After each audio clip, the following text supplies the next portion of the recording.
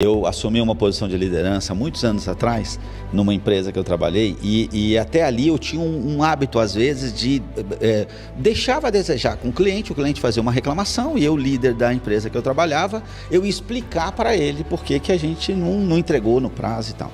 E eu percebi isso, eu percebi que cada vez que eu explicava, a situação ficava pior, e ele tentava derrubar a minha justificativa, e aquilo só... Então, quando eu passei a dizer, cara, quer saber, era para eu te atender em 2 horas, não te atendi em 2 horas. Irmão, eu tenho um problema no processo, eu vou corrigir isso, não vai acontecer mais. Acabou. Eu lembro do Douglas, né? O Douglas sempre soube lidar comigo muito bem. Ele era praticamente um diretor aqui, e quantas vezes acontecia uma situação complicada, deu errado, eu chamava ele, falava, mas como é que pode, cara? Não... O que aconteceu? Ele colocava a mão para trás e falava, sim, senhor, errei. Não vai acontecer mais, vou corrigir. Não tem nem como eu continuar. Não tem. Você percebe? E é assim que tem que ser mesmo.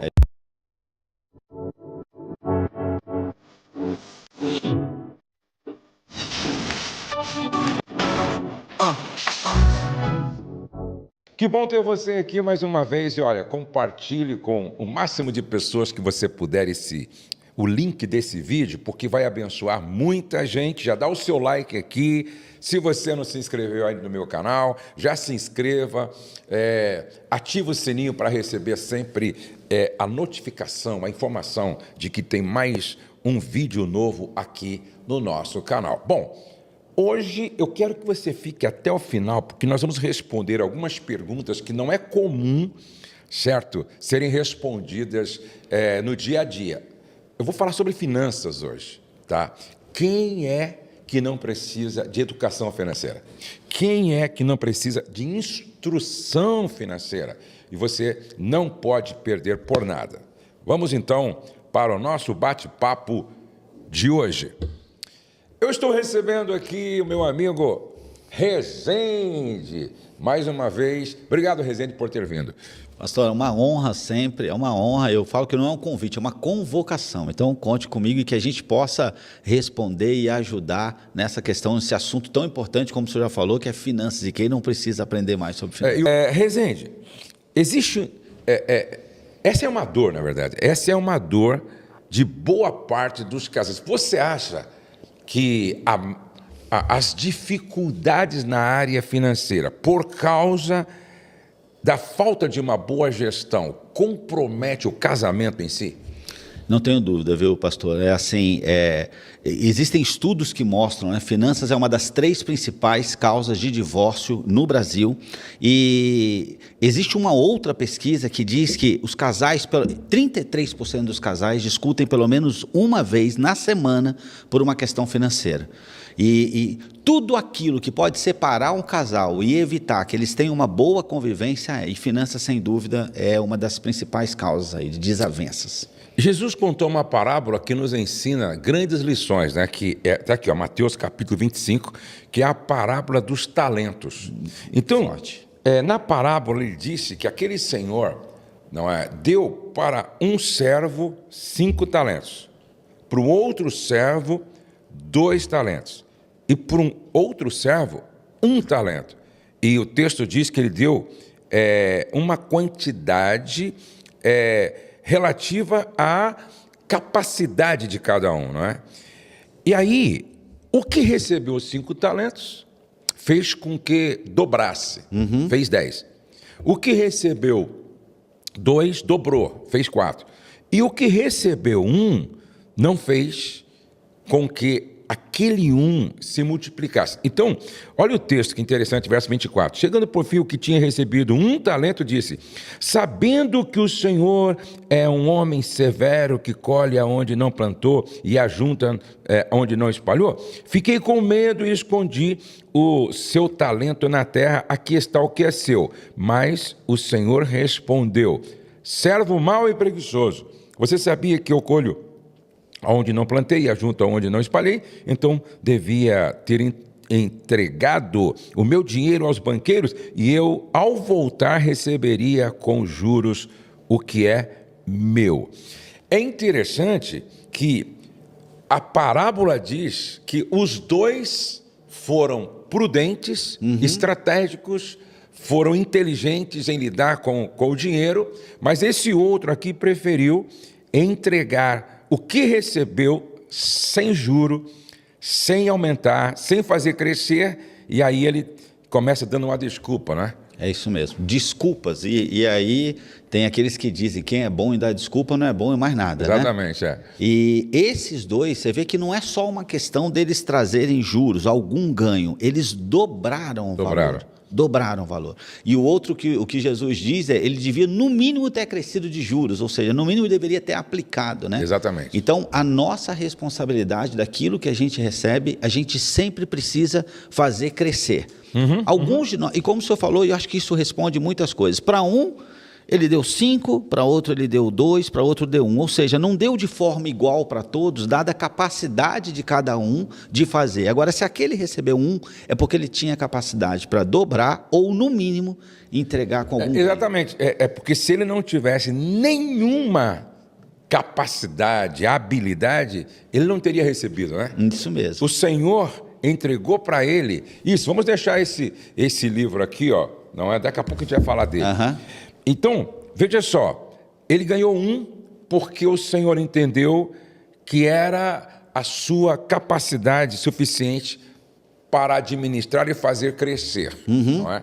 Então, na verdade, não faltava para ele capacidade. Verdade. O que faltou para ele foi iniciativa, não é? Visão, proatividade, atitude. Você não acha que falta isso?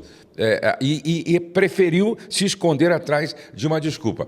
Isso é terrível, né? Jesus, quando ele chega lá no tanque de Betesda, que ele encontra aquele homem lá que está à beira do tanque mais de 30 anos, acho que é 38 anos, se não me falha a memória, e Jesus quer explicação, aí ele começa a dar o quê? Uma desculpa. Ah, mas é que quando o anjo desce, move as águas, eu não tenho. E quantas pessoas, né? Ah, não, para mim não dá, porque eu não estudei. Ah, não, para mim não dá, é porque o meu pai. Não, para mim não dá, porque eu não nasci para isso. Verdade. Fala um pouquinho sobre esse problema das desculpas hoje, nessa questão financeira.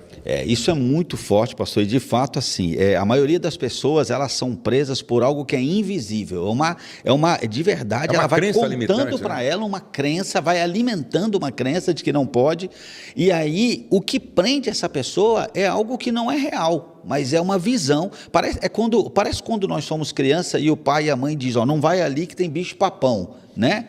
Então, se qualquer criança que for, vai ver que não tem bicho-papão. E nós, como adultos, às vezes, isso demonstra uma imaturidade espiritual, inclusive, de não entendermos que nós somos preciosos e todos nós temos dons, talentos que podem ser colocados. Isso não está na palavra, mas me leva a crer que esses dois primeiros tinham uma mentalidade empreendedora. Isso. Porque o que eles fizeram crescer é mais do que o banco pagaria. Então, eles usaram provavelmente seus dons, seus talentos e multiplicaram seus recursos.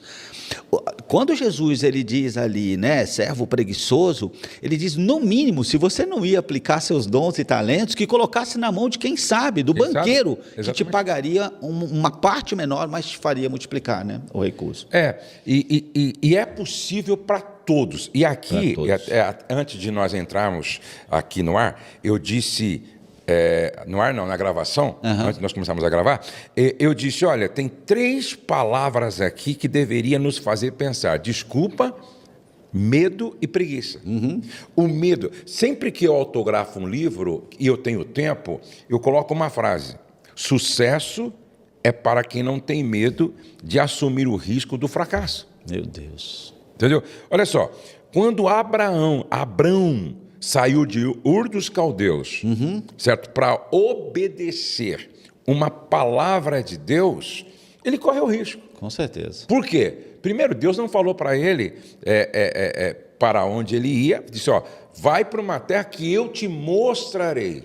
Não deu detalhes do plano, mas ele tinha uma convicção no coração. E agora, ele correu risco. Com certeza. Ele correu risco. E, de repente, se não fosse Deus que tivesse falado, não é? Se fosse uma intuição. Porque às vezes Deus fala e às vezes é uma intuição do seu coração. Certo. Aí eu fico com a impressão que Deus falou comigo, mas às vezes você leu tanto sobre aquilo que de repente você começou a pensar muito naquilo e daqui a pouco veio uma impressão no seu coração assim que era Deus que estava falando.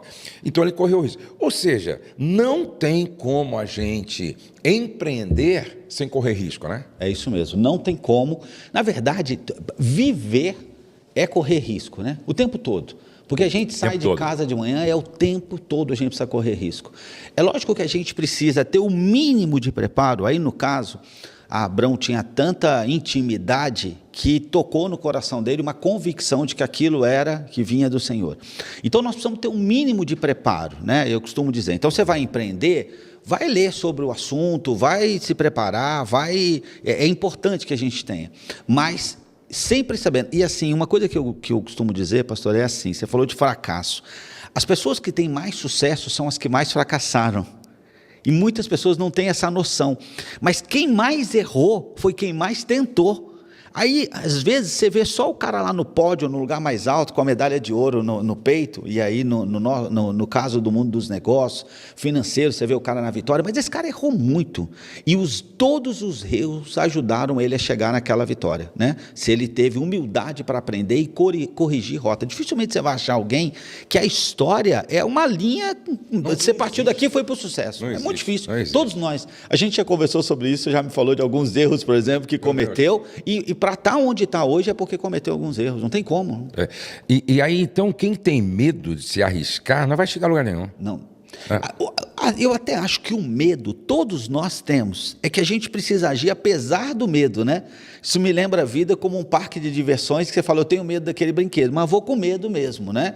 Não, e outra coisa, por exemplo, para você aprender a andar quando criança, você caiu muitas vezes. Isso mesmo. Já pensou se no primeiro tombo você ficasse traumatizado e agora renunciasse à possibilidade de andar? É isso mesmo. E todos nós temos essa experiência, né? Todos. A grande maioria de nós sabe andar de bicicleta, por exemplo. Então, quem que subiu numa bicicleta e saiu pedalando sem ralar o joelho uma vez? Exatamente. Né? Então, se você tiver medo, desculpa, mas você não vai conseguir chegar num lugar de relevância financeiramente falando. Não vai, e eu costumo dizer assim, a vida é como andar de bicicleta, se você parar, você perde o equilíbrio. Então, nós precisamos nos manter em movimentos o tempo todo e aprendendo. Tá, não deu certo, mas qual foi a lição que eu aprendi, né? Thomas Edison dizia isso, né? Eu aprendi mais uma forma de não fazer isso. Exatamente. Então, ok, então agora está eliminando. Se eu ouvir 10 nãos, eu estou mais perto de ouvir um sim. Exatamente. E eu preciso continuar. Né? Então, primeira coisa, para de dar desculpa, entendeu? Eu não sei, vai aprender. Eu não tenho tempo. Não, é má gestão de tempo. É falta de prioridade. Não, mas o meu pai nunca me ensinou. Aprende com livro, aprende com palestra, vai no curso, entendeu? As pessoas que trabalham comigo já sabem. Eu não gosto de ouvir a palavra não sei, não dá, não posso. Por quê? Primeiro, rapaz, hoje tem como você aprender. Entendeu? Eu não me lembro com quem que eu estava um dia trabalhando e eu disse para ele assim, mas você consegue fazer, você faz? Ele disse, eu faço. Só que ele nunca tinha feito, não sabia como fazer, ele passou a noite estudando. Isso. E no outro dia, ele trouxe o resultado. Até ele brinca, eu nem sabia, não sabia nem por onde começava, entendeu? Mas eu aceitei o desafio, passei a noite estudando, no outro dia tendo o resultado, entendeu? Gente assim, não tem como não multiplicar o talento. Não tenho dúvida. E a segunda vez que fizer vai ser melhor do que a primeira. Exatamente. Assim, isso foi uma das grandes lições que meu pai me ensinou. Desde pequeno, meu pai me pedia para buscar alguma coisa, fazer alguma coisa, logo no começo, quando eu dizia para ele, não sei, não consigo, não deu, ele dizia, você não vai dizer isso para mim, porque eu nunca vou te pedir algo impossível. Né? No processo de educação, eu nunca vou te pedir para você ir em Marte. O que eu vou te pedir, eu sei que com algum esforço você vai conseguir. Então, volte com isso. Isso me ajudou muito na minha carreira e no homem que eu sou hoje, essa lição do meu pai. Então, eu gosto muito dessa ideia. Se tem alguém que faz, a gente pode conseguir fazer também, né? Claro. Então, talvez com um pouco mais de trabalho, um pouco mais de esforço, porque as pessoas têm aquela habilidade natural, mas se tem alguém que faz, nós podemos fazer. Você acredita que como líder, eu estudei algumas coisas só para provar para o colaborador que era possível. Programação, né? Aí o programador falava assim para mim, tinha um técnico aqui, não, isso aqui não dá. Eu ia atrás, buscava informação e provava para ele que dava. Meu Deus. Aí é interessante que editoração, né? Diagramação de livro. Eu estudei PageMaker, entendeu? Eu falei, eu vou provar para esse cara que é possível fazer, porque eu não acredito, pô. Todo mundo faz, entendeu? E por causa disso, eu aprendi muita coisa.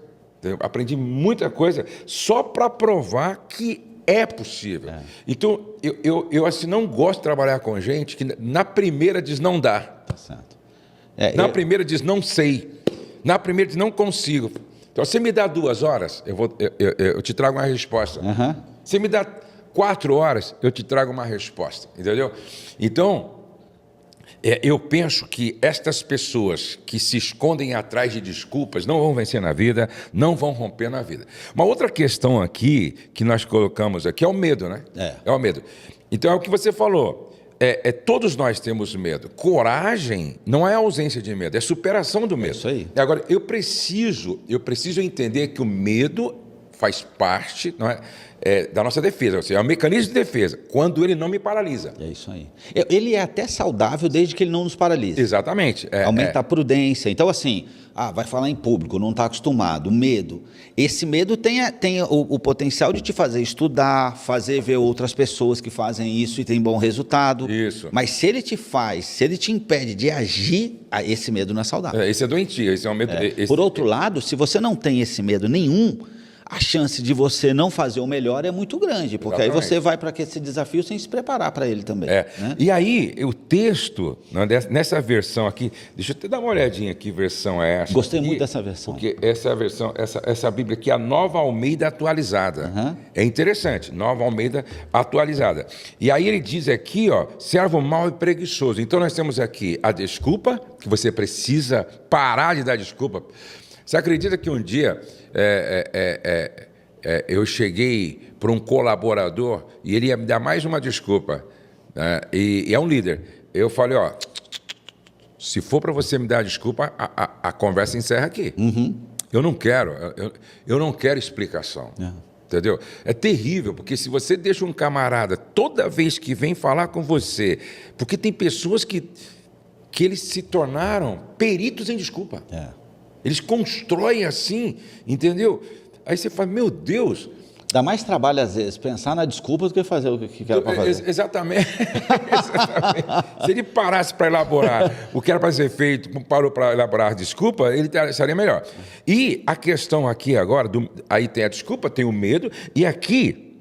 Deixa eu dar uma explicaçãozinha sobre o medo. O que é medo, gente? Olha só, medo, eu estou falando medo patológico, medo que paralisa, medo que te impeça de avançar. Medo é uma crença limitante. E o que é uma crença limitante? É você acreditar em uma mentira que plantaram na sua cabeça, que se tornou uma verdade que te paralisa. É isso mesmo. Por isso que Jesus disse assim, conhecereis a verdade, e a verdade vai te libertar. Eu sempre pergunto, né, quando eu estou dando palestra, quem tem medo de barata aqui? Aí um monte de gente tem barata. Eu falei, tá, você é mais inteligente que a barata? Você é maior do que a barata? Você tem mais domínio forte sobre uma barata? Nesse caso, mais forte? Você é mais forte que a barata? Então, faz sentido você ter medo de barata? Nem racionalmente. Se você pensar racionalmente, não faz sentido. Não faz sentido. Então, aí eu tento explicar para ela. Tenho medo de viajar de avião. Quantos aviões caem no dia e quantos carros, certo, provocam acidente durante o dia? Aí é uma questão de inteligência, de lógica, de bom senso. Então, a maioria, todos os medos que não faz sentido assim, entendeu? Tem base numa mentira. Tem base numa mentira e assim... o senhor já foi assaltado alguma vez? Já, várias vezes. Eu já fui assaltado também. que acontece? A gente vê que o assaltante, normalmente, ele não chega para nós e fala: ô senhor, o senhor pode me passar o celular? Não, ele passa xingando a gente. Ele entra xingando, ofendendo, falando coisas que ele não sabe se é verdade. Exatamente. Mas ele xinga a gente. E por que ele faz isso? Porque ele cria nele um senso de justiça, de que ele pode te assaltar porque você é aquilo tudo. Então o problema da desculpa é esse. Quando eu dou desculpas, eu tranquilizo a minha consciência. Eu não entreguei por esse motivo. É uma mentira para ele mesmo. Ensinaram. Então é para ele mesmo. E quanto mais ele acredita nisso, menos ele age, menos ele se coloca em movimento. Então o problema da justificativa é que na maioria das vezes ela não é para a pessoa, ela é para o próprio que está dando a justificativa. Né? Por isso eu acho saudável, e eu gosto disso também, de dizer: olha, irmão, eu entendo que você tem uma explicação para isso, mas sinceramente, para mim, não vai mudar, porque eu precisava disso feito. Exatamente. Não interessa qual é o motivo pelo qual você está dizendo que não vai fazer. Eu preciso disso, e se tem alguém que faça, eu vou encontrar essa pessoa e vou fazer. Então, essa explicação, guarda para você, porque o que eu preciso é da solução. Né? É isso que eu preciso. Não, é mais fácil assumir o erro. Muito mais fácil. Do que falar assim, não, mas sabe por que eu não fiz? É porque fulano não trouxe, é porque Beltrano não entregou, mas é porque... Não, irmão, não. Fala assim, eu errei, me desculpe, não vai acontecer mais, vamos trabalhar. É mais fácil, entendeu? Senão você não avança. Sabe que eu assumi uma posição de liderança muitos anos atrás, numa empresa que eu trabalhei, e até ali eu tinha um hábito, às vezes, de deixava a desejar com o cliente fazia uma reclamação, e eu, líder da empresa que eu trabalhava, eu ia explicar para ele por que a gente não entregou no prazo e tal.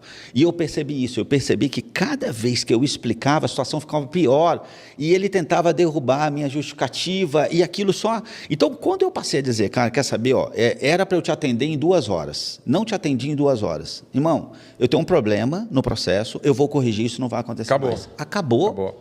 E outra coisa, se você errou, porque, tipo assim, não lembrei, não marquei, é melhor falar assim: olha, falhei, errei mesmo. Eu lembro do Douglas, né? O Douglas sempre soube lidar comigo muito bem. Ele era praticamente um diretor aqui, e quantas vezes acontecia uma situação complicada, deu errado, eu chamava ele, mas como é que pode, cara?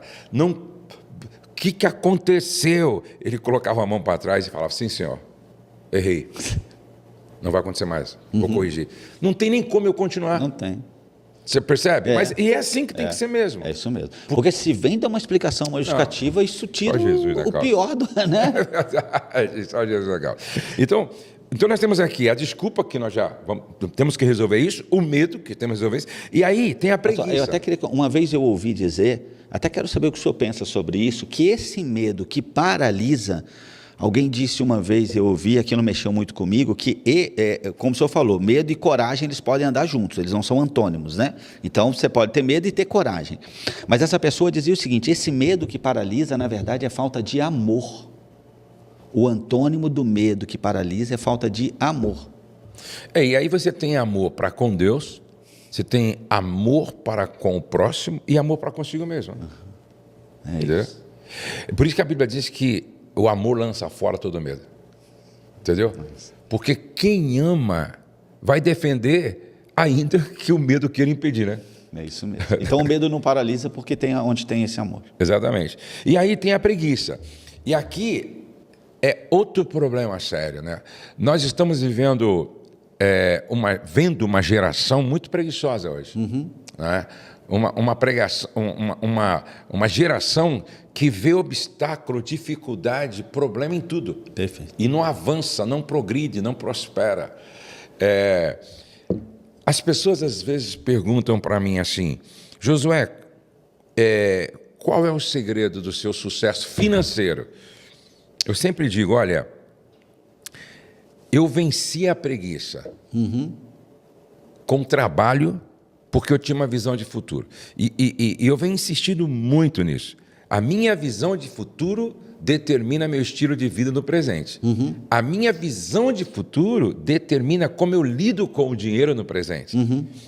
A minha visão de futuro determina como eu gerencio os meus recursos no presente. Então, se eu não tenho clareza de futuro, aonde eu quero chegar e estar, eu vivo sem propósito. E uma vida sem propósito é uma vida que não faz nem sentido.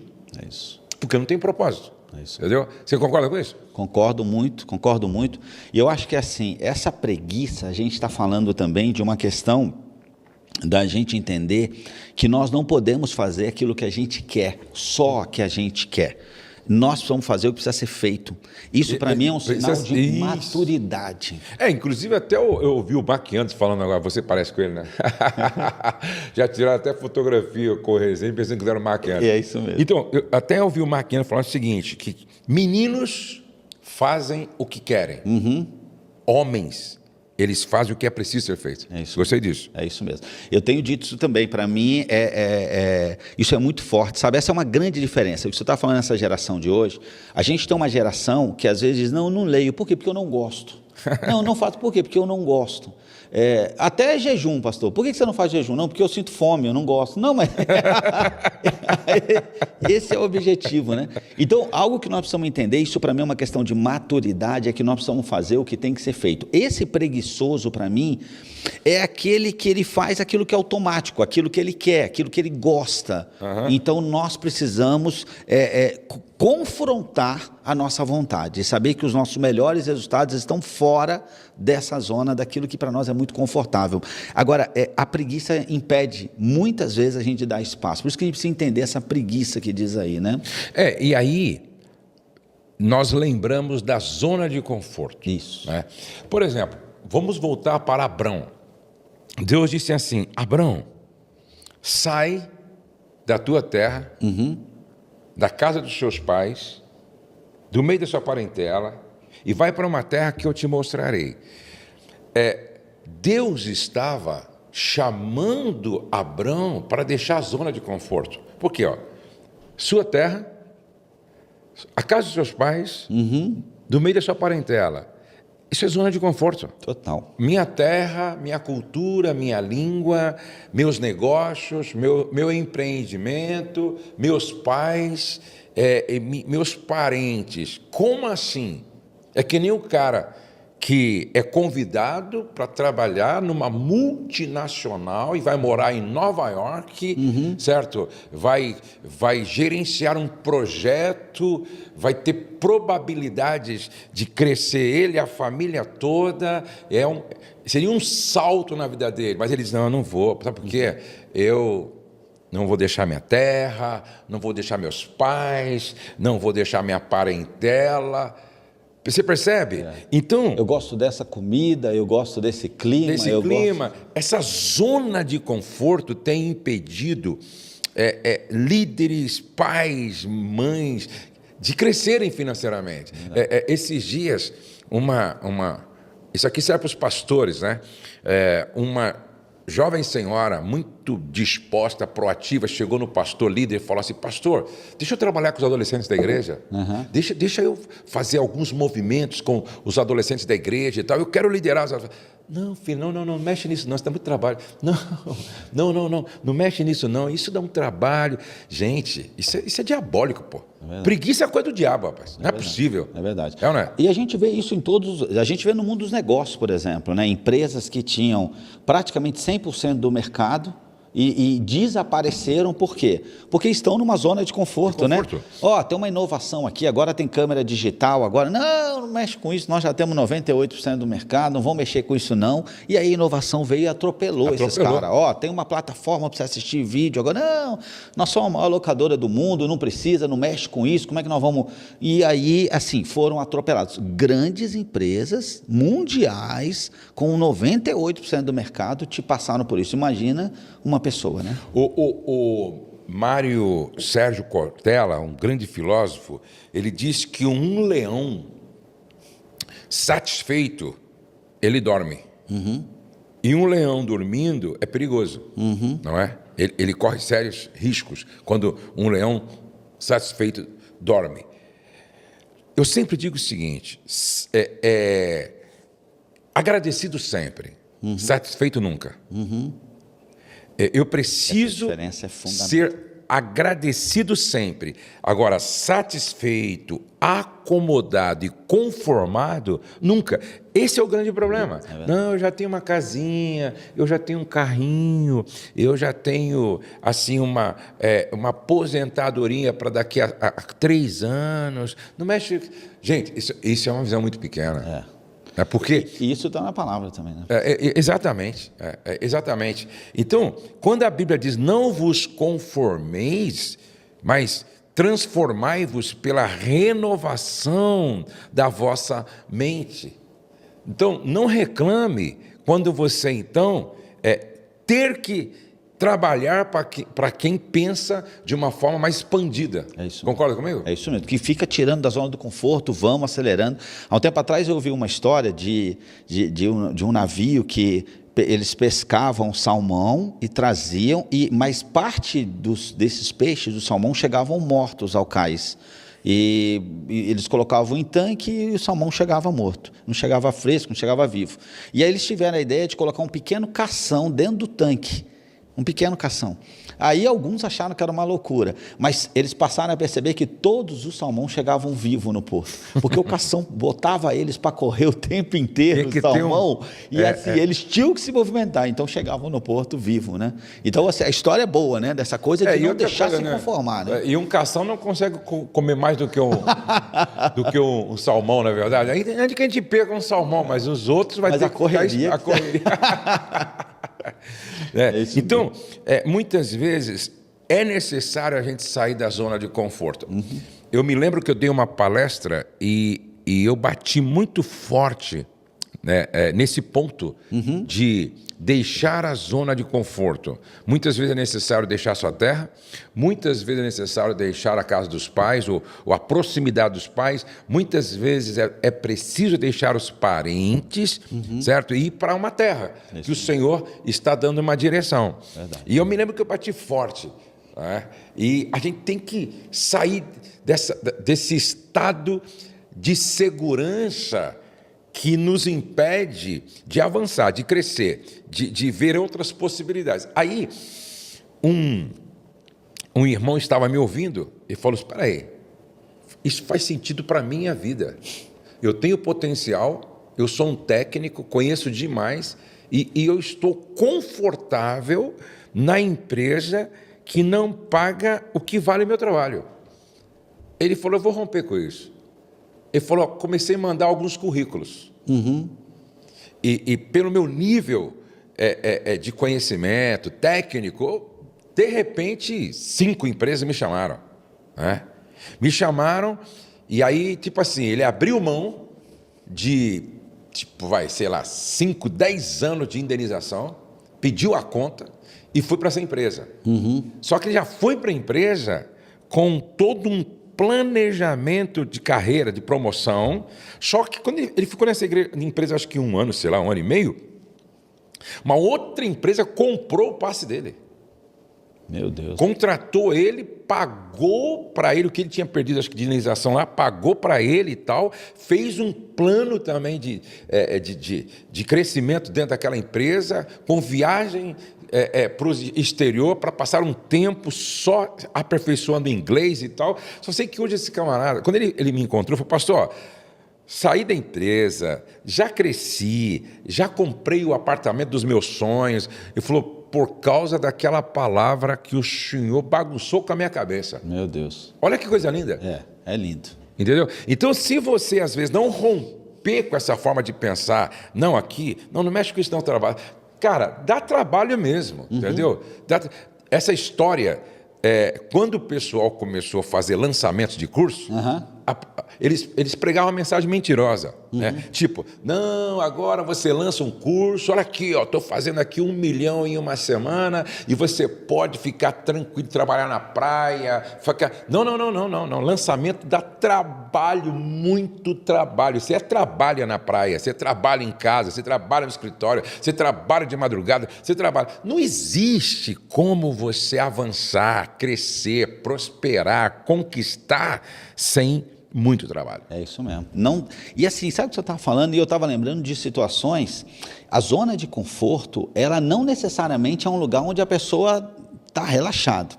Eu me lembro de uma época que a gente fazia um trabalho nas ruas e a gente distribuía comida. E eu me lembro uma vez que eu sempre gostei de conversar e encontrava, às vezes, na rua, pessoas capacitadas, que não tinham motivo para estar ali. E eu me lembro uma vez conversando com uma pessoa e eu dizia, o que você está precisando? Por que você está aqui? Porque o cara falava bem e tudo. Ele disse, não, eu estava na época em Santos e esse cara morava no Guarujá, que você vai num ônibus muito fácil para casa. E aí ele dizia, não, a minha família mora no Guarujá. E eu dizia assim, cara, por que você não vai para lá? E ele dizia assim, não, se eu for para lá, as pessoas vão me cobrar. Minha família vai me cobrar, ela vai querer que eu acorde cedo, ela vai querer que eu trabalhe.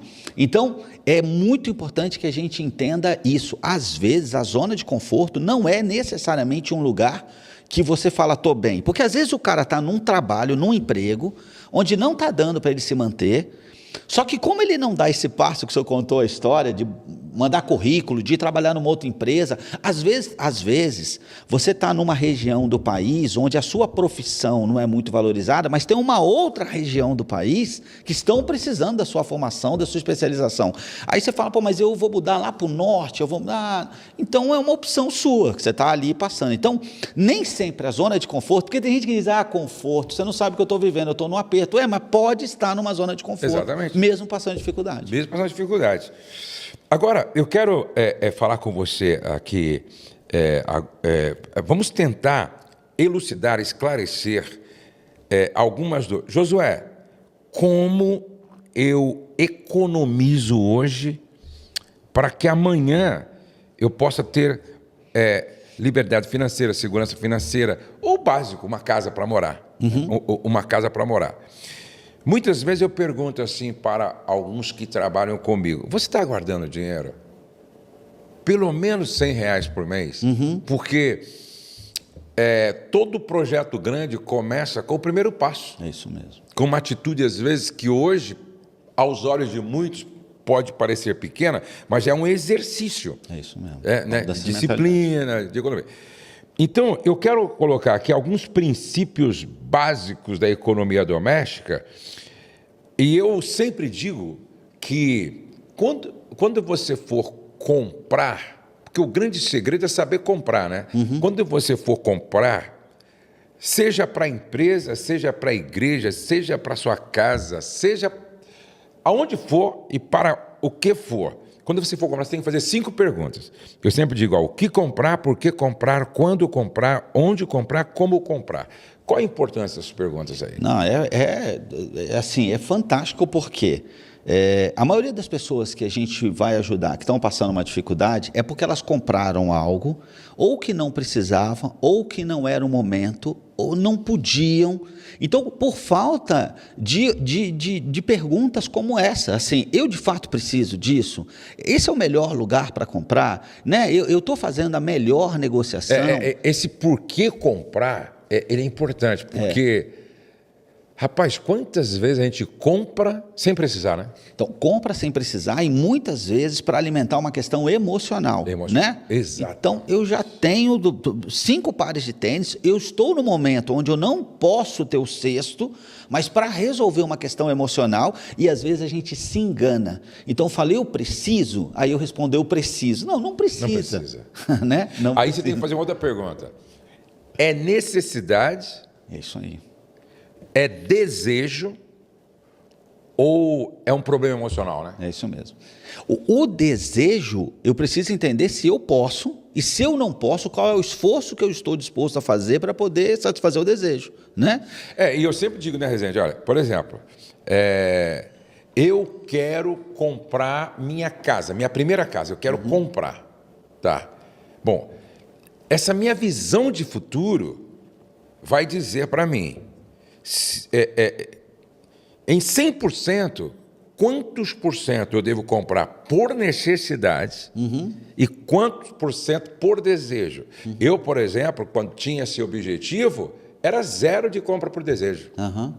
A compra é por necessidade. Certo. Entendeu? Às vezes até desejava ir num restaurante, mas a minha visão de futuro dizia, para você chegar lá, você vai ter que abrir mão do restaurante e fazer em casa. É por isso que o sonho e essa visão é tão importante, porque assim, eu quero comer uma pizza, ou eu quero fazer uma viagem, né, no feriado prolongado. Eu tenho que ter clareza por que eu vou fazer esse sacrifício. Eu não vou comer a pizza, eu vou deixar de fazer a viagem, eu vou arrumar outra coisa para fazer.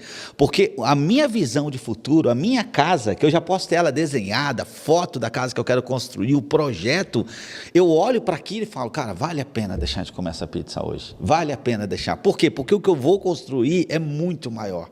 Porque se eu não tenho essa visão que o senhor falou, fica deixar de comer a pizza, por quê? Por isso que muita gente come, mesmo sem poder. Exatamente. É falta de visão de futuro, falta de clareza de propósito, certo?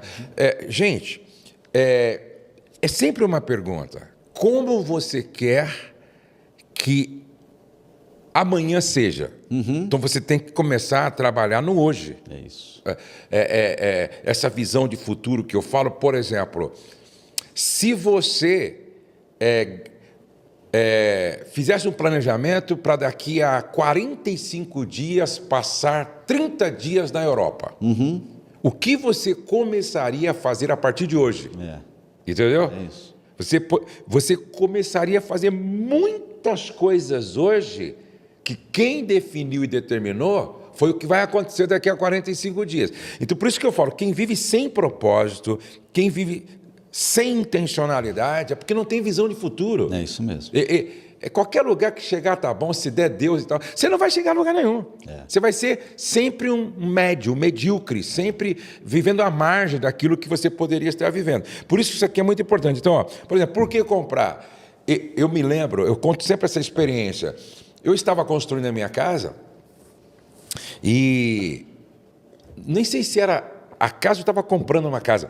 Só sei que eu fui aos Estados Unidos trabalhar, e aí eu fui lá na Macy's, que é uma loja que tem roupas muito boas, e em relação ao Brasil, um preço excelente.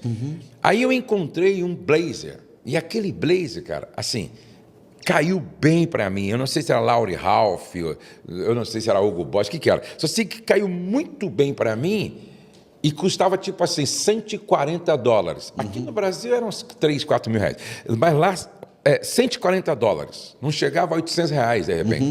Aí eu coloquei aquele blazer, olhei no espelho, aí eu me lembro que eu perguntei para mim mesmo, é necessidade? Aí eu lembrei quantos eu tinha em casa. Em casa eu tinha uns 5 blazers. Aí, é necessidade ou é um desejo? E uma outra pergunta, você está comprando a casa? Você está construindo a casa? Faz sentido agora? Não, deixei, coloquei lá, tirei uma foto assim, para arroz e tal, coloquei lá e venci a tentação desse desejo. E era uma boa opção, né? Não, era uma boa opção. Era uma boa opção. Não é que você estava desperdiçando algo ruim, não, era uma boa oportunidade. Exatamente, só que era $140 a menos no meu sonho futuro. E empurrar o sonho para frente. Exatamente.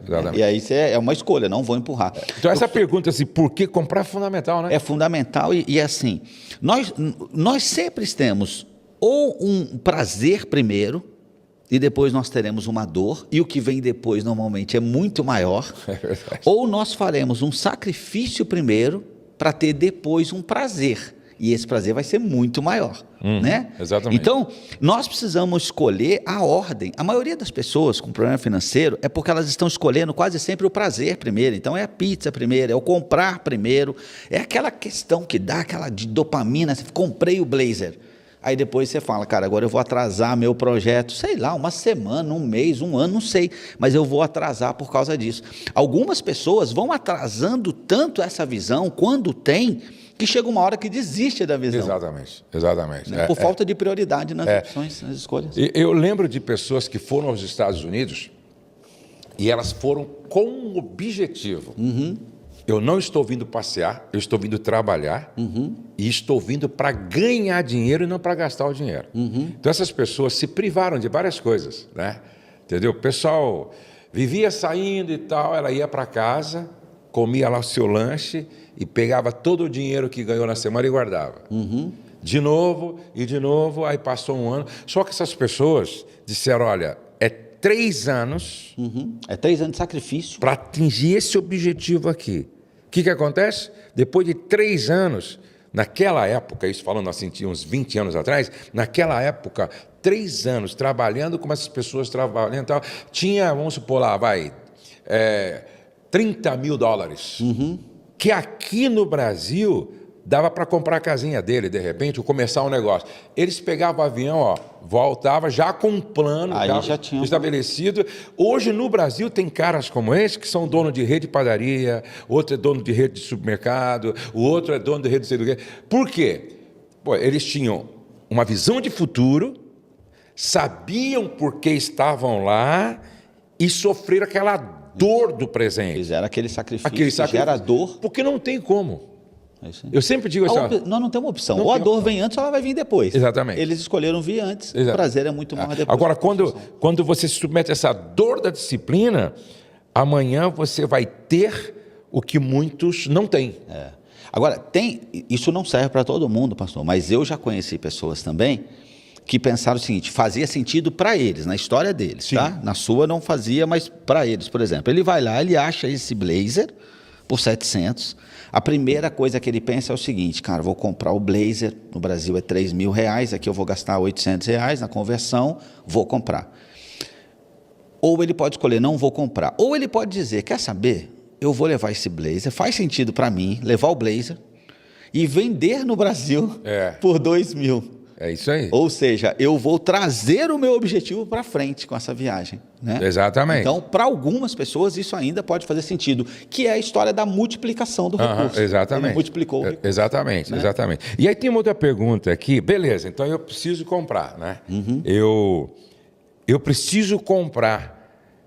Por quê? Porque janeiro, vamos supor, você trabalha com finanças, mas você tem prioridades, você está fazendo um investimento, de repente, na reforma de uma casa que precisa de um certo cuidado nos gastos, mas em janeiro você vai fazer uma série de palestras que tem tudo a ver com a sua aparência também, com a sua comunicação estética, e você precisa comprar, então, pelo menos uns 2, 3 blazers. Né? Aí vem aqui, quando comprar? Certo? Eu preciso comprar. E aí eu sempre gosto de dizer o seguinte: você nunca compra presentes de Natal com um bom preço em dezembro. É verdade. Você está entendendo? Você vai comprar bem em outubro. Então, sempre que você compra fora de época, você paga mais barato. É como a história, por exemplo, as pessoas querem trocar a TV na véspera da Copa do Mundo. Não vai. Né? Até vai virar um absurdo. Então, não é o melhor momento. Por isso que a questão do planejamento. Porque se você sabe que precisa trocar a sua TV, trocar antes da Copa, trocar no mês de Natal, você vai perder dinheiro. Então, já que precisa trocar, encontre o melhor momento, aproveita, pois sempre que a gente pode comprar alguma coisa com tempo, a gente tem a tendência de fazer um processo melhor. Quando eu compro na urgência, aí não. Então, daí a importância da gente fazer a melhor compra, né? Analisar, e essa questão de época é importantíssima. Porque eu vejo assim, é a mesma coisa. É Páscoa, tenta comprar isso bem antes, não é verdade? Dia das Mães, tenta comprar isso bem antes, certo? Preciso de roupa para o verão. Entendeu? Se comprar no inverno. Aí o pessoal vende barato. Ou roupa de inverno, tenta comprar quando estiver acabando o inverno, o pessoal fala, não, tem que vender, tenho que vender, porque como é que eu vou ficar com essas blusas todas aqui? Aí o preço vai lá embaixo. Então, o bom administrador, ele é um observador do momento. É isso mesmo. Do tempo certo, né? E aí tem uma outra pergunta que eu acho que é bem interessante. Onde comprar, né? Você sempre vai pagar um melhor preço quando a oferta é maior do que a procura, né? É isso mesmo, sempre. Então, essa questão da lei da oferta e da procura, isso é muito forte, né? Por isso que nessas épocas de Natal, Dia das Mães, antes da Copa, está todo mundo correndo para comprar. Exatamente. Então, as grandes fortunas, elas andam tem uma onda, elas estão sempre do lado contrário. Isso, por exemplo, no mercado de ações. Quando está todo mundo comprando, eles estão vendendo. Quando está todo mundo vendendo, eles estão comprando, e eles ditam a regra do mercado. E isso funciona. Então, assim, você jamais vai achar... E a gente também está falando da questão de momentos e estações, momentos da vida, né, pastor? Então, tem momentos da vida onde isso tem que estar muito claro. Eu não estou podendo gastar mais, a gente nunca pode. Mas tem momentos que você pode se dar ali, às vezes, um presente, um luxo, falar, cara, vou comprar, gostei. Mas tem momentos onde isso aí tem que estar ali, ó, não vou comprar nessa época. Eu falo de estações, alternativa, né? Estações. Por exemplo, dependendo quando eu vejo, por exemplo, alguém que não tem nada na vida ainda, aí sobra o dinheirinho, ele quer trocar o relógio, sobra o dinheiro, ele quer trocar um celular, sobra o dinheirinho, ele quer ir lá, de repente, ir em alguns restaurantes daquela semana, e aí ele... Espera aí, são estações da vida. É isso aí, é falta de sabedoria. Exatamente. Essa minha estação diz que o meu relógio é suficiente, eu posso guardar isso, porque eu preciso de comprar pelo menos meu terreninho. Ou então, se eu trabalho com o carro e meu carrinho está bem precário, eu preciso trocar essa ferramenta de trabalho. Ferramenta de trabalho. Agora, tem essa outra estação aqui que já dá para eu, pelo menos uma vez, falar, não, vou lá no Coco Bambu. É isso aí. Entendeu? Já dá. Agora, tem essa... Até que você chega numa estação, você não olha mais o preço do cardápio. Você fala, não, isso aqui já não é um problema mais para mim. Eu posso escolher a comida que eu quero, porque eu estou nessa estação. Eu acho que a gente tem que discernir essa estação que a gente está. Não ser nem para mais, nem para menos. Ser, assim, equilibrado. Ser equilibrado. Então, eu acho que isso é importante. E sempre, se puder, um degrauzinho abaixo do que você pode. Exatamente. Nunca no limite. E o grande problema é que muitas pessoas passam o limite. Então, não podia trocar de celular e troca. Não podia trocar de carro e troca. Não podia fazer e faz, né? Alguns amigos diziam assim para mim, né, há um tempo atrás, Josué, você tem que andar com áudio, pô. Poxa, o seu nível, você tem que andar com áudio, você tem que andar aí, sabe, com, sei lá, com a Range Rover 2025, há um tempo atrás dizia isso. Falei, cara, eu sou muito coerente. Eu acho que o meu carro, ele tem que estar alinhado com o meu patrimônio. Será que eu tenho um patrimônio, certo, que proporcionalmente falando, me permite andar com um carro de 500 mil? Não. Então, não é a hora ainda. Será que eu tenho um patrimônio que me permite andar com um carro de R$1 milhão? Não. E eu vou dizer isso por isso que para mim finança é uma coisa, é algo tão profundo. Isso para mim que o senhor acabou de dizer é uma questão de integridade, sabe?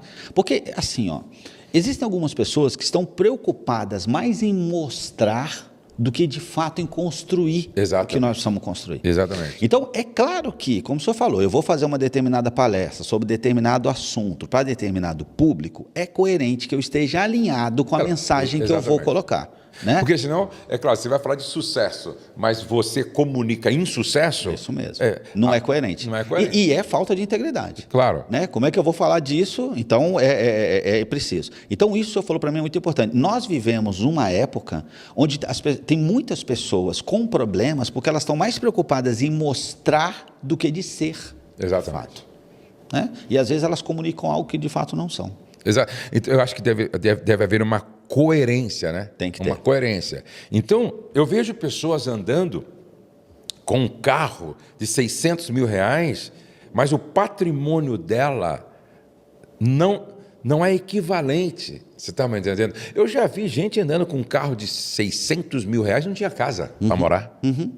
Eu falei, não tem juízo, não tem juízo. O cara andar com um carro de 600 mil, não tem casa, só para mostrar.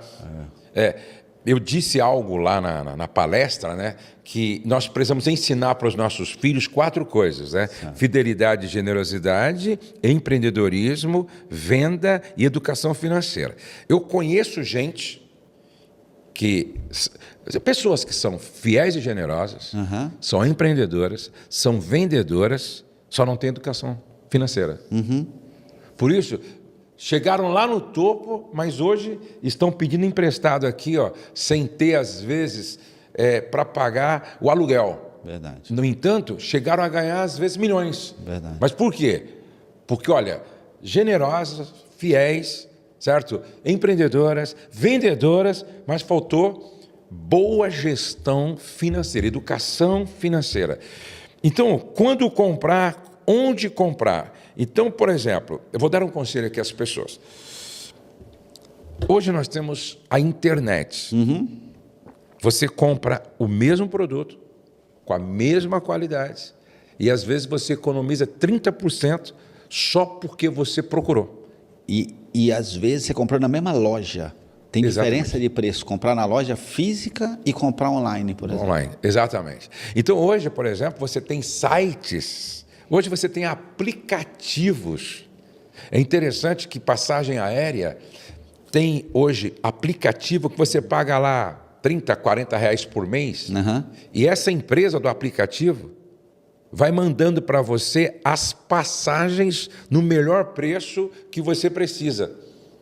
Precisa ir para o Rio. Você coloca lá, ela vai te mostrando o horário, o melhor preço, o melhor preço. Aí você fala, mas 40... mas às vezes o que você economizou, você paga um ano a empresa. Com certeza. Você paga um ano. Então hoje, e outra coisa, tem sites hoje que você coloca assim, preciso de um aparelho de ar-condicionado, 12.000 BTUs, e coloca a marca lá, inverte.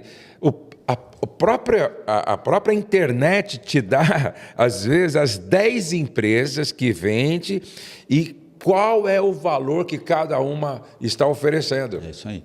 Já com avaliação, inclusive. Exatamente. Então, eu nunca me esqueço quando eu convidei um consultor financeiro para me ajudar aqui. Esse consultor financeiro, quando ele veio me ajudar, ele me mostrou uma coisa que eu nunca tinha prestado atenção. Primeiro, ele fez todo um levantamento planilhado de entradas e saídas e tal. Aí ele perguntou assim, pastor, o senhor sabe quanto que o senhor compra por mês de material de construção? Eu falei, não tenho nem noção, porque eu construo tanto aqui no ministério e tal. Ele falou, então, o senhor paga por mês, chega a ser 40 mil reais. O senhor paga por mês só de material de construção. O senhor sabe quanto o senhor gasta de embalagem? Na época nós distribuímos muito Bíblia, muito material, tinha programa de televisão e tal. Ele falou, então, eu também não sei. Aí ele falou, você gasta X valor. Aí foi mostrando. Ele falou, o senhor tem comprador aqui? Eu falei, não, cada setor vai comprando. Eu falei, então, se o senhor contratar um comprador, ele vai se pagar e o senhor vai lucrar muito. Sabe por quê? Qualquer empresa, qualquer depósito quer uma conta dessa mensal. É isso. Você tem poder de barganha. Você fala, tá bom, vou te dar os 40 mil, certo, por mês, só que eu quero 3% de desconto, 4% de desconto. Embalagem, tá? Se você quiser continuar, entendeu? Eu vou deixar essa conta com você, mas você vai ter... No final, gasolina, embalagem, eu contratei esse comprador, o comprador se pagava e deixava dinheiro na mesa, deixava lucro para a gente. Então, aí ele começou a ver, onde comprar, como comprar. E eu sempre digo, como comprar? Se o que você vai comprar, você consegue pagar em 6, 12 vezes, sem juros. Sem juros. E você pode usar esse dinheiro para empreender, negociar, comprar e vender, pague parceladamente. É isso mesmo. É isso mesmo. Isso é o que nós fazemos também. Sabe que tem assim algumas pessoas que colocam, por exemplo, o cartão de crédito como um vilão. Mas, de novo, assim como a gente diz, faça as pazes do seu dinheiro, o problema não está no dinheiro, o problema não está no cartão, o problema está em você saber usar, porque é ótimo você comprar algo hoje para pagar daqui 30 dias pelo mesmo valor, ou parcelar em 10 vezes sem juros, isso é maravilhoso. Sim. A questão é você saber dominar esse recurso que você tem à sua disposição. Porque se você tem uma prestação, sei lá, de R$1.000 para pagar daqui 10 meses, e você consegue trabalhar esses R$1.000 para fazer eles virar 1.200, 1.300, você só vai pagar 1.000, você vai ficar com a diferença. É isso que nós precisamos aprender, usar os recursos que nós temos. Eu já falei aqui mais de uma vez, mas fica aqui de exemplo para os pastores e para os pais. Eu chamei 10 adolescentes na igreja uma vez, dei R$100 para cada um, e eles tinham, por exemplo, não sei se era 2 ou 3 meses, ou um mês, para multiplicar isso. Né? E pode contar com a ajuda dos pais, só não pode colocar mais dinheiro. Os pais não podem colocar mais do que 100. É R$100. E eles têm que trabalhar E quem ganhasse no final, multiplicando mais, teria um prêmio. Os 3 teriam um prêmio. Eram 10, né? Aí, 10 ou 20.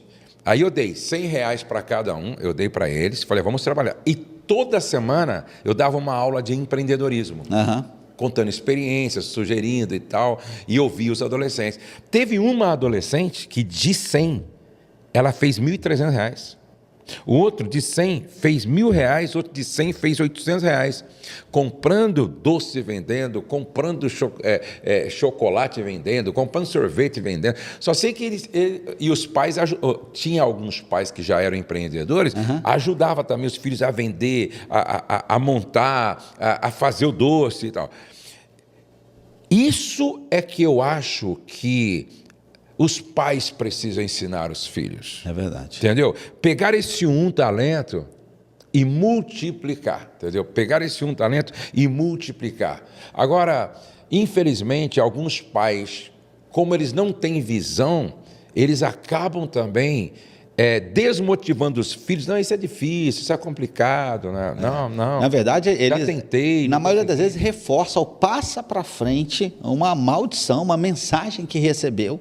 E aí, porque 75% das pessoas ricas no mundo são empreendedoras. Empreender, às vezes a pessoa fala, não é para você abrir uma Apple, não. Empreender é isso, né? Eu estava vendo, como a gente ajuda algumas pessoas, eu estava vendo um rapaz que começou a vender frango assado com arroz e batata no domingo, assim. Então, assim, ele criou algo, isso é uma inovação. Para as pessoas, a inovação é um aplicativo. Não, ele ali, muitas pessoas vendem frango assado, outros, ele já vendeu, ele criou um kit de uma refeição pronta, onde as pessoas saíam, por exemplo, da igreja, do culto de domingo, saíam de algum lugar e já levavam a refeição para casa pronta e ninguém precisava fazer. Então, é algo que tem uma margem muito, muito legal, muito positiva e que ele conseguia fazer. Então, essa visão empreendedora, eu também vejo dessa forma e acredito também, pastor, que as igrejas podem assumir essa responsabilidade. Porque, como o senhor falou, os pais têm essa responsabilidade, mas muitos deles não receberam. Então, eles não têm para dar o que não receberam. É importante que as igrejas, porque a gente não vai aprender a empreender com princípios se não for, por exemplo, numa igreja ou em casa. Se em casa não tem essa possibilidade, nas igrejas a gente poderia ter. Eu tenho visto várias igrejas, vários ministérios, levantando o ministério de empreendedores e fazendo isso. Essa dinâmica de R$100 para os jovens, isso é precioso demais. Meu Deus. E adolescentes, jovenzinhos, adolescente, crianças, isso. É naquela idade de começar, porque isso é a parábola dos talentos na prática, né? Na prática. É verdade. Bom, vamos responder aqui pelo menos uma ou duas perguntas que chegam no Instagram. Ô, João, pode fazer a pergunta aí. Faz alto aí para passar no microfone aqui, vamos lá. Quais são os 4 princípios para os filhos de pastores empreender? A Márcia perguntou. Então, se ela está perguntando com base no que eu fiz aqui na igreja, eu peguei, se não me falha a memória, foi R$2.000 e dei R$100 para cada pré-adolescente. Na verdade, ela tinha 10 anos, 11 anos, no máximo, acho que era 12 anos. Eu dei para cada um R$100. E eles tinham que pegar os R$100 e daí acho que era 30 dias, se não me falha a memória, trazer o resultado. Então eles podiam vender, por exemplo, teve jovem que comprou sorvete e saiu vendendo. Então ele vendia e comprava depois mais, vendia e comprava mais, vendia e comprava mais.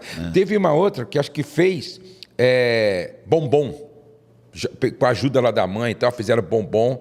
Teve outros que, eu não sei se foi bala, se foi amendoim, só sei que eles saíram... É algo extraordinário e ao alcance, pipoca, por exemplo. Pipoca. Tem uma margem maravilhosa. E assim, se eu entendi bem a pergunta dela, é Márcia, é isso? A Márcia, né? Assim, eu acho muito importante essa questão deles analisarem as possibilidades deles, se conhecerem, isso ajuda no autoconhecimento, o que cada um de nós sabe fazer, ou o nosso pai, nossa mãe sabe fazer. Então, nesse caso, por exemplo, sabia fazer bombom, por exemplo. Eu sei aonde vende picolé. Então, a gente usa um recurso que tem.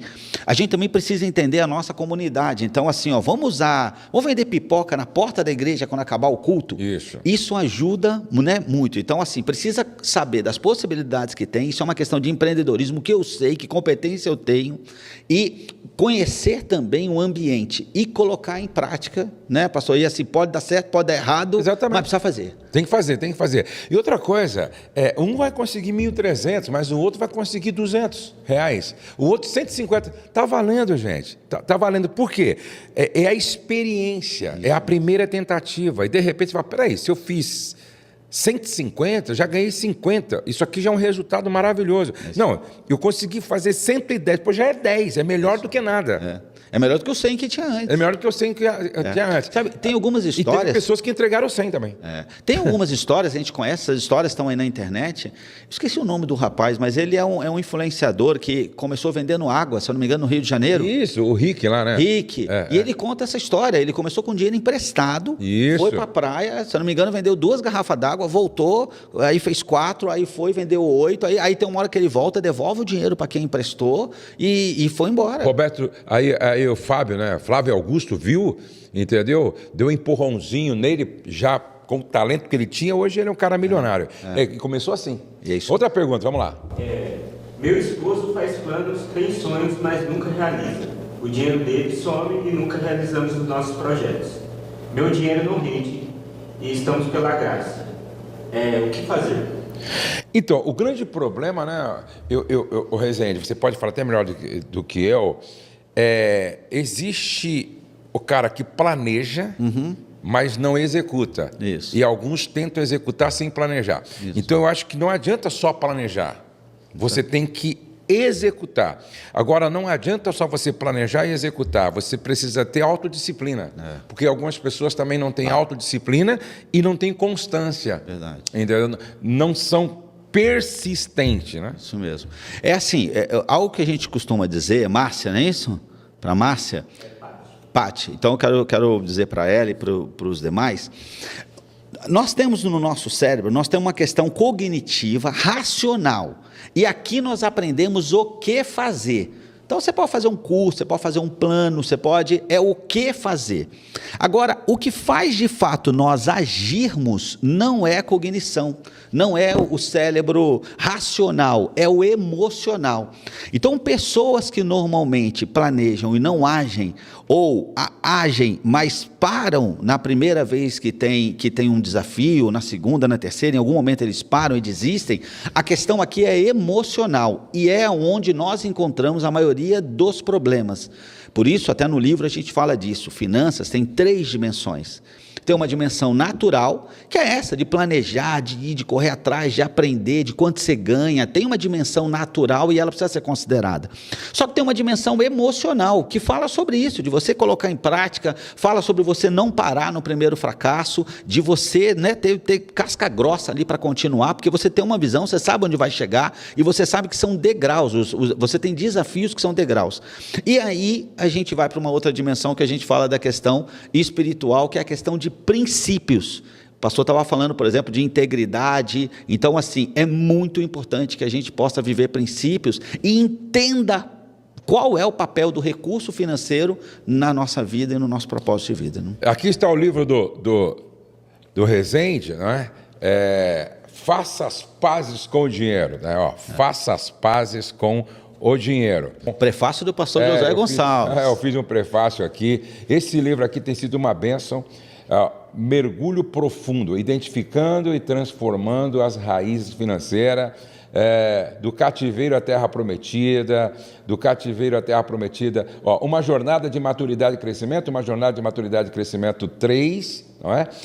A arte de dizer não a si mesmo, viva a liberdade de ser filho, na rota da prosperidade, exercícios de propósito. Fala um pouquinho desse livro e nós vamos deixar aqui o arroba. Isso.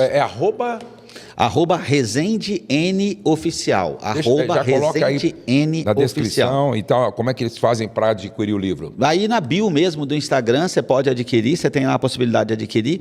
Esse livro conta uma história e fala da nossa história, que é assim, eu como a maioria de nós, acho que nós ouvimos das nossas mães assim, cara, você tem que estudar para ser alguém na vida. Só que eu conheci muitas pessoas que têm uma formação, 2, tem MBA, fala 2 idiomas e às vezes está trabalhando 15, 16 16 horas no Uber para conseguir pagar as contas básicas. Enquanto isso, 40% dos bilionários do mundo não tem nem graduação. Então, é sobre isso que nós falamos. E algo que nós entendemos é que finanças é mais do que uma questão natural. São 3 dimensões. Então, você tem sim que se preparar, você tem que planejar, você tem que arrumar forma de ganhar mais, você tem que ter a segunda renda, a terceira, mas você tem que tomar cuidado com uma armadilha que é uma questão emocional, que na maioria das vezes são crenças limitantes que vieram da nossa história e dos nossos pais com o dinheiro, desde a nossa infância. E aqui você tem um diagnóstico, aqui você descobre por que você lida com o dinheiro do jeito que lida. Mas aqui não está a cura, não é aqui que você resolve. Você resolve e a gente coloca na dimensão espiritual, quando você entende quais são os planos de Deus para aquele recurso que Ele te capacitou para ter. Então, o livro ele vai construindo isso e graças a Deus a gente tem recebido feedback de pessoas que estão sendo libertadas e tendo a vida mudada. Se você quer adquirir, então vai lá no Instagram. Isso aí. Não é? E está aí o Instagram na tela para você do Resende e adquira o seu porque vai fazer muito bem. Chegamos ao final do nosso podcast Amo Família, falando aí de educação financeira. Resende, obrigado, viu? Obrigado, pastor. Sempre muito bom, muito esclarecedor e a gente volta aqui depois com outros assuntos e outra resposta. Deus abençoe você, sua casa, sua família. Pegue esse link agora, envie para 3, 4, 5 pessoas que você ama, que você quer bem. Deixe o seu like, se inscreva no meu canal e não perca os nossos bate-papo aqui no podcast. Um beijo no seu coração e a gente sempre declara que o céu não está em crise, Deus está no controle, nós cremos em milagres e a nossa família está debaixo da graça de Deus. Até o nosso próximo encontro.